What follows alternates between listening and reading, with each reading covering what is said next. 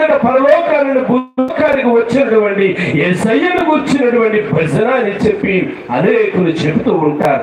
అలాగైతే ఈ రాత్రికాల సమయంలో ఆ స్మరణలో 1-2 విషయాలు నేను మీకు జ్ఞాపకం చేయాలి అని చెప్పి నేను ఇష్టపడుతూ ఉన్నాను. జాగ్రత్తగా ప్రియులారా కొన్ని విషయాలు మనందరము కలిసి నేర్చుకుందాం. ఏదో ప్రియులారా మీరు అలాగే చేతులు పెట్టుకుని చూడవలసిన అవసరం లేదు. కొద్దిసేపు మనం మాట్లాడుకుందాం ప్రియులారా, ఒకరితో ఒకరు ముచ్చడించుకుందాం. నేను కొన్ని మాటలు అడుగుతూ ఉన్నప్పుడు మీరు కూడా బదులిస్తే బాగుంటారు. ఒక ఆయన అన్నాడు రిప్లై బాగుంటే సప్లై బాగుంటుంది అన్నాడు. ఏం బాగుంటుందమ్మా? రిప్లై బాగుంటే ఏం బాగుంటుంది? సప్లై బాగుంటుంది.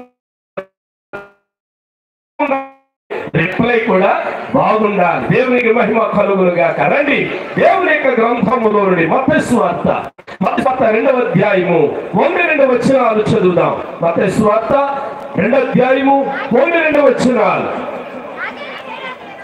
రాజైన హేరోదు దినములందు యూదా దేశపు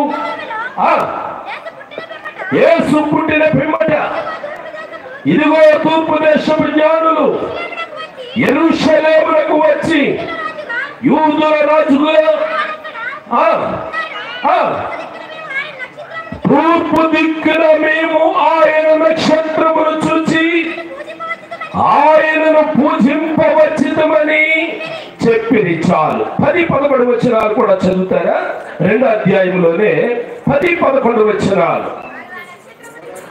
వారు చూచి అత్యానందపరులై ఇంటిలోనికి వచ్చి తల్లి అయిన మరియను శిశువును చూచి సాగిలపడి ఆయనను పూజించి పెట్టెలు విప్పి బంగారమును సాంబ్రాణిని బోరమును కానుకలుగా ఆయనకు సమర్పించేది. చాలు. చదవబడిన పరిశుద్ధ లేఖనాన్ని కృపగలిగిన దేవుడు మనకు దీవించునుగాక. ఆమేన్. అందరూ కూడా జాగ్రత్తగా నా వైపు చూడండి. ఇక లేఖనాలు మనం చదవలసిన అవసరం లేదు. కొన్ని విషయాలు పూర్తిగా మనం నేర్చుకోవడానికి ప్రయత్నం చేద్దాం. ఏదైతే పరిశుద్ధాత్మ దేవుడు మనతో మాట్లాడుతూ ఉన్నాడో ఆ విషయాలను వినడానికి కొద్దిసేపు ప్రియులారా మన మనస్సులను కేంద్రీకరిందాం. క్రిస్మస్ గురించి క్రైస్తవ లోకానికి తెలియని సంగతులు ఏమీ లేవు. క్రిస్మస్ గురించి క్రైస్తవ లోకానికి బాగా పరిచయమైనటువంటి మాట ఏంటంటే జ్ఞానులు, బాగా పరిచయమైన మాట ఏంటంటే కానుకలు, బాగా పరిచయమైనటువంటి మాట ఏంటంటే గొల్లలు. ఇలాంటి విషయాలు క్రైస్తవ లోకానికి ఏమి మరుగైనవేమి కూడా కాదు. అందరము కూడా ప్రతి సంవత్సరము కూడా ఈ కానుకలను గురించి నేర్చుకుంటూ ఉన్నాం, గొల్లలను గురించి వింటూ ఉన్నాం, జ్ఞానులను గురించి వింటూ ఉన్నాం. అయితే ఈ రాత్రికాల సమయంలో నేను 3 జ్ఞానులను గురించి జ్ఞాపకం చేస్తూ 3 రకాలైనటువంటి కానుకలను జ్ఞాపకం చేసి ముగించేయడానికి నేను ఇష్టపడుతూ ఉన్నాను. ఒకవేళ సమయం ఎక్కువైతే ప్రియులారా చెప్పేది కొంత ఆఫ్ చేస్తానే తప్ప ప్రియులారా ఏదో అదరాబిదరగా వచ్చాను కాబట్టి ఏదో చెప్పేసి వెళ్ళిపోవాలన్నట్టుగా కాకుండా మీకు అర్థమైనంత మట్టిగా చెప్పడానికి నేను ప్రయత్నం చేస్తాను. ఒకవేళ సమయం సరిపోలేదనుకోండి ఒక్కొక్క కానుకల గురించే జ్ఞాపకం చేస్తాను. ఏదో పరిగెత్తుకుని వెళ్ళిపోవలసిన అవసరం ఏమి కూడా మనకి లేదు. కడుపు నిండా తిన్నాం ప్రియులారా, పరిగెత్తుకుని వెళ్ళలేము కూడా. కాబట్టి అడిగే వరకు కూర్చోవటం ఇంకా మంచిది అని చెప్పి నేను భావిస్తూ ఉన్నాను. రైట్.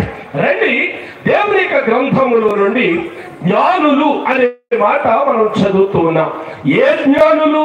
తూర్పు దేశపు జ్ఞానులు. ఎక్కడికి వచ్చారు? యెరూషలేములోకి వచ్చారు. ఎవరి దగ్గరికి వచ్చారు? రాజుగారి దగ్గరికి వచ్చారు. చెప్పాలి, ఎవరి దగ్గరికి వచ్చారమ్మా? రాజుగారి దగ్గరికి వచ్చారు. రాజుగారి దగ్గరికి వచ్చి ఏం అడుగుతూ ఉన్నారు?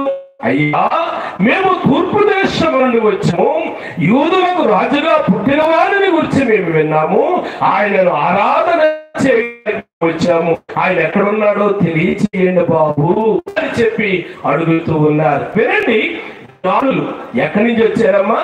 తూర్పు దేశం నుండి వచ్చారు. అంటే మనకు అర్థమవుతున్నటువంటి సంగతి అంటే తూర్పు దేశంలో ఎవరున్నారు అని అంటే జ్ఞానులు ఉన్నారు. ఎవరున్నారమ్మా?